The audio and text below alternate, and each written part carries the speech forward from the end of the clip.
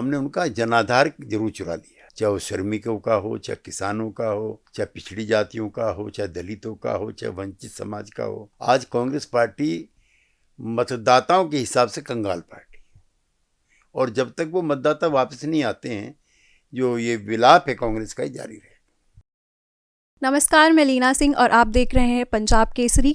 तो आज हमारे साथ बैठे हैं जेडीयू के बहुत बड़े नेता, नाम बताने की शायद ज़रूरत भी नहीं है, केसी त्यागी जी बैठे हैं हमारे साथ में। तो मैं सर आपसे सबसे पहले ये जानना चाहती हूँ कि क्या आपको उम्मीद थी कि एनडीए की इतनी बड़ी जीत होने वाली है 2025 बिहार चुनाव में? उम्मीद थी कि बहुमत मिलेगा, और मेरा आंकलन मैं कई चैनल पे बोला था कि जनता दल यू को कम से कम 80 सीटें मिलेंगी।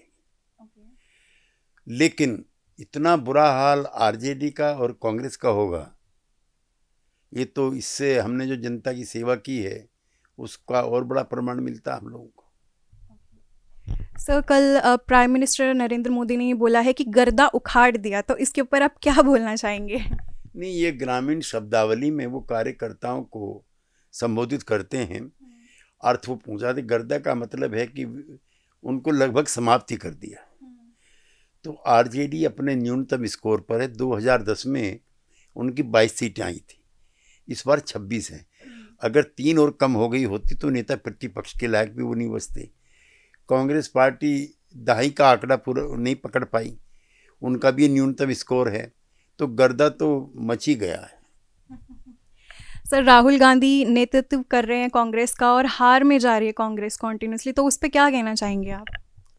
देखिए, कांग्रेस पार्टी ये गलत इल्ज़ाम लगाती है हम लोगों पर कि हमने कोई वोट चोरी की। हमने उनका जनाधार जरूर चुरा लिया है, चाहे वो श्रमिकों का हो, चाहे किसानों का हो, चाहे पिछड़ी जातियों का हो, चाहे दलितों का हो, चाहे वंचित समाज का हो।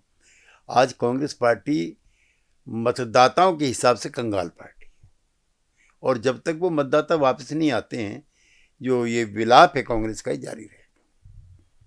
तो जैसा सर ने हमें बताया कि बिहार चुनाव के 2-4 क्वेश्चंस हमने बता दिए। सर, एक क्वेश्चन मैं और पूछना चाहती हूँ, क्या आपको लगता है कि पॉलिटिक्स में दोबारा कोई केसी त्यागी जन्म ले सकते हैं? नहीं, ऐसा मत पूछिए। मैं इतना ना तो महान हूँ, मैं एक राजनीतिक कार्यकर्ता हूँ जिसने 50-52 साल से जी गांधी, लोहिया, जयप्रकाश, चरण सिंह, इनके आदर्शों को मानते हुए और किसी तरह की खराबी का शिकार ना होते हुए, किसी तरह का इल्ज़ाम ना होते हुए समाज सेवा का, जन संघर्षों का मैंने इतिहास रखा है।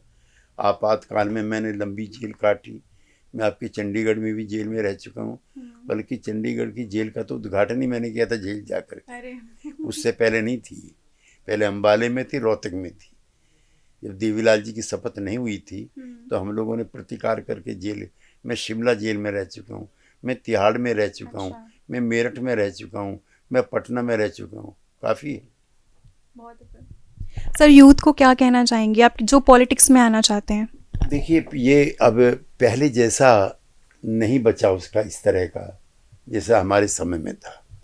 अब धनवानों के और पैसे वालों के बच्चे ही राजनीति में आते हैं, वही बड़े पद प्राप्त करते हैं।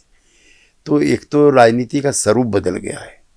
पहले प्रो पीपल थी, अब ये प्रो पीपल नहीं रह के ये कुछ कारोबार टाइप हो गई। घर में बैठ के 3 भाई तय करते हैं कि तुम बीजेपी में चले जाओ, तुम लोकदल में चले जाओ, तुम उसमें चले जाओ। हमारे समय में ऐसा नहीं था।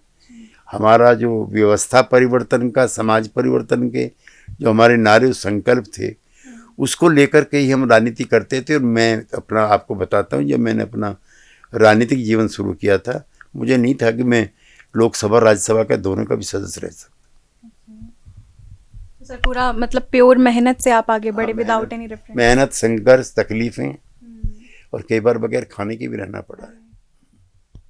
तो जैसे कि आप लोगों ने सुना, केसी त्यागी जी ने हमें अपनी पर्सनल चीज़ें भी बताई, अपने इतिहास के बारे में हमें बताया कि किस तरीके से उन्होंने स्ट्रगल किया और किस तरीके से वो आगे पहुँचे और किस तरीके से वो कितनी जेलों में उन्होंने अपने दिन बिताए, अपना स्ट्रगल फेस बिताया। तो अभी के लिए सिर्फ इतना ही। आप देखते रहिए पंजाब केसरी। मैं लीना सिंह।